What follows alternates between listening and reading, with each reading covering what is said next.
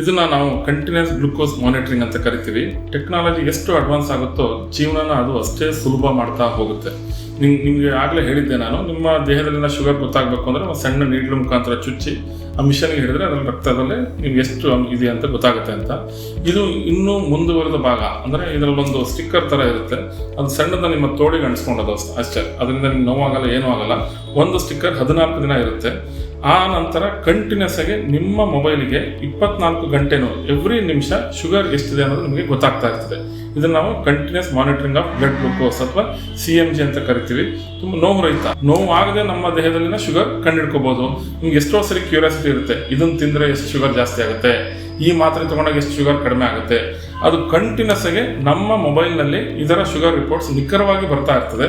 ಬೇಕು ಅಂದರೆ ನಮ್ಮ ವೈದ್ಯರು ಸಹ ಕಂಟಿನ್ಯೂಸ್ ಆಗಿ ಅದನ್ನು ಶುಗರ್ ರಿಪೋರ್ಟ್ಸ್ನ ನೋಡಿ ಅವರ ಇನ್ಸುಲಿನ್ ಅಥವಾ ಮಾತ್ರನ ಅಡ್ಜಸ್ಟ್ ಮಾಡೋದಕ್ಕೆ ಸಾಧ್ಯ. ಇದು technically advanced continuous glucose monitoring.